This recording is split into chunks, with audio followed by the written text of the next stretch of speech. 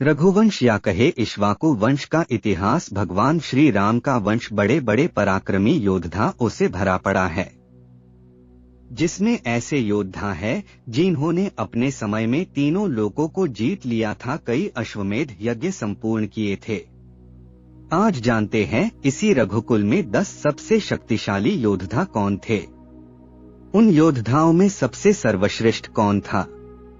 सर्वश्रेष्ठ तो सर्वश्रेष्ठ होता है।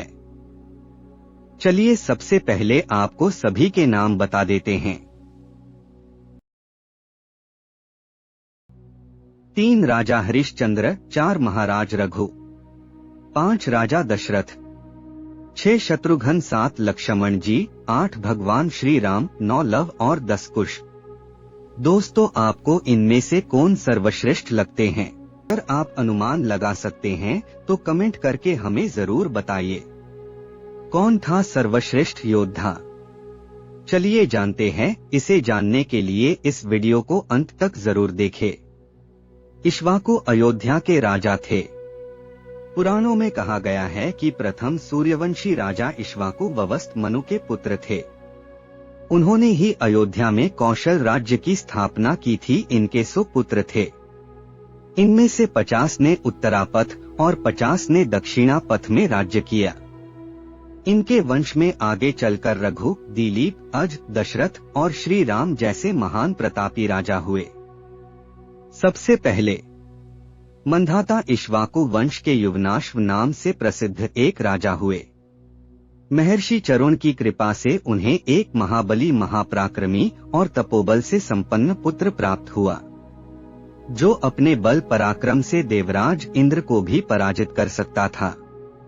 उनके इस पुत्र का नाम मंधाता था और ये नाम उन्हें स्वयं देवराज इंद्र ने दिया था। देवराज इंद्र की तर्जनी उंगली का रसा स्वादन करके वो महातेजस्वी शिशु केवल बढ़ गया था। उस समय शक्तिशाली मंधाता के चिंतन करने मात्र से ही धनुर्वेद सहित संपूर्ण वेद और दिव्यास्त्र ईश्वर की कृपा से उपस्थित हो गए। आजगव नामक धनुष सिंह के बने हुए बाण और अभेद्य कवच सभी तत्काल उनकी सेवा में आ गए। मांधाता ने धर्म द्वारा तीनों लोकों को जीत लिया।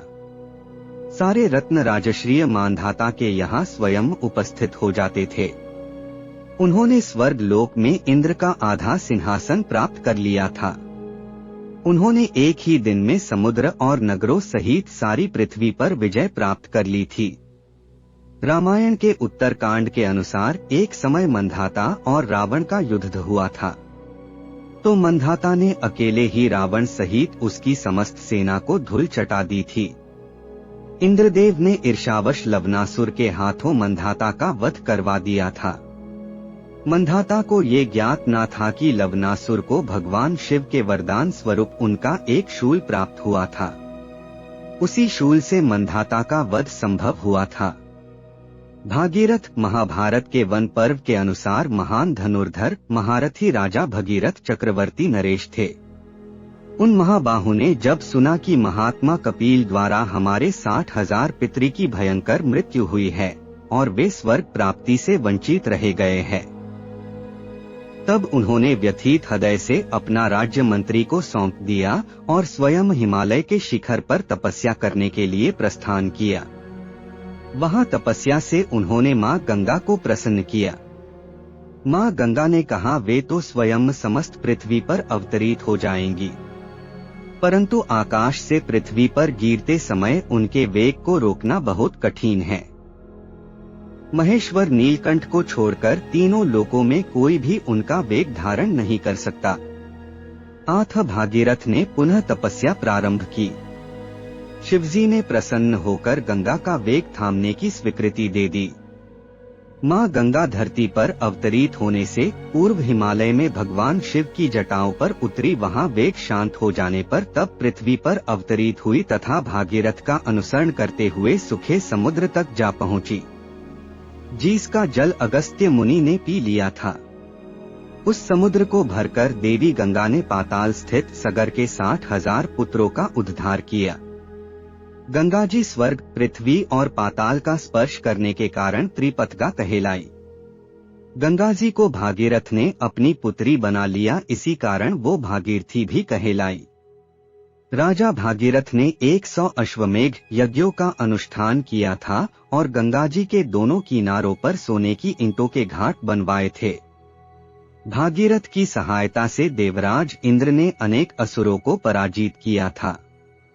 राजा हरिश्चंद्र महाभारत के सभा पर्व में नारद जी युधिष्ठिर से राजश्री हरिश्चंद्र के विषय में बताते हुए कहते हैं कि राजा हरिश्चंद्र बड़े बलवान और समस्त भूपालों के सम्राट थे।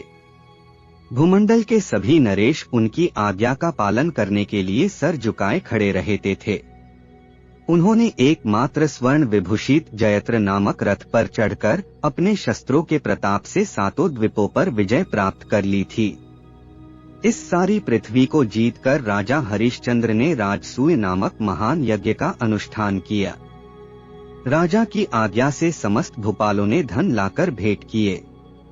मनोवांछित वस्तुएं पाकर ब्राह्मणों ने राजा हरिश्चंद्र को आशीर्वाद दिए। इसीलिए वो अन्य राजाओं की अपेक्षा अधिक तेजस्वी और यशस्वी हुए। नारद जी कहते हैं कि यही कारण है उन सहस्त्रों राजाओं की अपेक्षा महाराज हरिश्चंद्र अधिक सम्मान पूर्वक देवराज इंद्र की सभा में विराजमान होते हैं। महाराज रघु से ही रघुवंशी कहलाए। ये अयोध्या के प्रसिद्ध इक्ष्वाकु वंशीय राजा थे, जिनके नाम पर रघुवंश की रचना हुई। ये राजा दिलीप के पुत्र थे। अपने कुल में ये सर्वश्रेष्ठ गिने जाते हैं, जिसके फल स्वरूप मर्यादा पुरुषोत्तम श्री रामचंद्र भी अपने को रघुवंशी कहलाने में बड़े गर्व अनुभव करते हैं। सारा सूर्यवंश इन्हीं के कारण रघुवंशी कहलाने लगा। वे बचपन से ही अत्यंत प्रतिभाशाली थे। रघु के बाल्यकाल में ही उनके पिता ने अश्वमेघ यज्ञ का घोड़ा छोड़ा था। देवराज इंद्र ने उस घोड़े को पकड़ लिया, परंतु उन्हें रघु के हाथों पराजित होना पड़ा। रघु बड़े प्रतापी राजा थे। गद्दी पर बैठने के बाद उन्होंने अपने राज्य में शांति स्थापित की। एक बार उन्होंने दिग्विजय करके अपने गुरु वशिष्ठ की आज्ञा से विश्वजीत यज्ञ किया और उसमें अपनी संपूर्ण संपत्ति दान कर दी। इसके बाद ही विश्वामित्र जी के शिष्य ने आकर गुरुदक्षिणा चुकाने के लिए राजा रघु से धन की मांग की। इस पर राजा रघु ने कुबेर पर आक्रमण करके उसे राज्य में सोने की वर्षा करने के लिए बाध्य कर दिया और शिष्य को इच्छानुसार धन दिया। राजा दशरथ कहते हैं, त्रेतायुग में अयोध्या के राजा दशरथ के रूप में स्वयं मनु ने जन्म लिया था। राजा दशरथ का जन्म इक्ष्वाकु वंश के तेजस्वी राजा अज के यहाँ रानी इंदुमती के गर्भ से हुआ था। राजा दशरथ अपने बाल्यकाल में ही एक उत्कृष्ट योद्धा थे। उन्हें धनुर्वेद का संपूर्ण ज्ञान था। उस समय शब्दभेदी बाण के कारण उनकी ख्याति जग प्रसिद्ध थी। उस समय सैकड़ों प्रकार की माया करने वाले दानवों से देवताओं का युद्ध छिड़ गया था। उस देवासुर संग्राम में रात को जब देवता और सैन्य योद्धा विश्राम करते थे, तब यह असुर उनको खींच ले जाते थे और मार डालते थे। ऐसे भयानक असुर थे जिनसे देवता तक जीत नहीं सकते थे। तब इंद्रदेव ने महान पराक्रमी राजा दशरथ की सहायता मांगी थी। वहां महाराज दशरथ ने उन असुरों के साथ घोर युद्ध किया और उनकी मदद से उस देवासुर संग्राम में देवता को विजय प्राप्त हुई थी। शत्रुघ्न भगवान श्री राम के छोटे भाई भी एक अजय योद्धा थे। रामायण काल में उन्हें भी बहुत बड़ा योद्धा माना जाता है। शत्रुघ्न ने लवनासुर को मार दिया था। वो लवनासुर जिसने उनके पूर्वज महापराक्रमी मानधाता का वध किया था, उसको शत्रुघ्न जी ने ही मार गिराया था। श्री राम के अश्वमेघ यज्ञ के समय उन्होंने बहुत से शक्तिशाली राजाओं को पराजित किया था।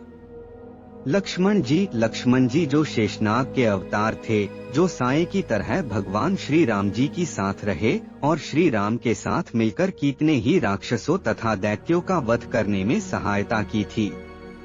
श्री राम जी की तरह लक्ष्मण जी भी एक प्रखर धनुर्धर थे। उन्होंने ही अपने तीखे बाणों से मारीच सुबाहु की सेना के अनेक मायावी राक्षसों को मार गिराया था तथा 10,000 हाथी के बल वाली राक्षसी ताड़ का वध में भी योगदान दिया था। रावण के साथ हुए अंतिम युद्ध में उनके हाथों ही रावण के पुत्र प्रतिकाय तथा मेघनाथ का वध हुआ था। भगवान श्री राम विष्णु अवतार श्री राम जी को उस समय तीनों लोकों में कोई भी पराजित नहीं कर सकता था। उनके बाणों में इतनी शक्ति थी जो महासागरों को सुखा सकते थे, पर्वतों को विदीर्ण कर सकते थे और किसी भी युद्ध में प्रलय ला सकते थे। कोई ऐसा दिव्य अस्त्र या शस्त्र नहीं था उनके पास नहीं था। भगवान शिव के जिस धनुष को देव, नाग, यक्ष, राक्षस तक भी उठा नहीं सके थे, श्री राम ने वो धनुष उठाकर तोड़ भी दिया था। श्री राम ने खर और दूषण सहित उसकी 14,000 राक्षसों की शक्तिशाली सेना को मार डाला था। उन्होंने ताड़का, सुबाहु, मकराक्ष, कबंध, तृष्णा जैसे अति बलशाली असुरों को मार गिराया था। कुंभकर्ण को पराजित कर उसका वध कर दिया था और अंत में राक्षसी सेना सहित रावण का भी वध कर दिया था। संपूर्ण इक्ष्वाकु कुल में श्री राम ही सबसे शक्तिशाली थे। लवकुश प्रभु श्री राम और माता सीता के दोनों पुत्रों लव और कुश अपने पिता की ही तरह महापराक्रमी थे। एक समय जब प्रभु श्री राम अश्वमेघ यज्ञ का घोड़ा लवकुश के आश्रम पहुंचा था तो लव ने उस घोड़े को बांध लिया था, जिस कारण वहां युद्ध छिड़ गया। उस युद्ध में लवकुश ने मिलकर शत्रुघ्न, सुग्रीव, पुष्कल तथा उनकी सेना को पराजित कर दिया था। यहाँ तक कि माता जानकी के आशीर्वाद से उन दोनों भाइयों ने हनुमान जी को भी अपने बाणों से बांध लिया था। आठ सर्वश्रेष्ठ तो एक नहीं दो योद्धा है। लव और कुश जिन्होंने इतनी छोटी सी आयु में इतने बड़े पराक्रम किए, तो सर्वश्रेष्ठ तो यही हुए। दोस्तों, आप क्या मानते हैं? जरूर बताइए, आपकी नजर में कौन है सर्वश्रेष्ठ योद्धा। दोस्तों, ऐसी रोचक बातें जानने के लिए हमारी चैनल को सब्सक्राइब कीजिए।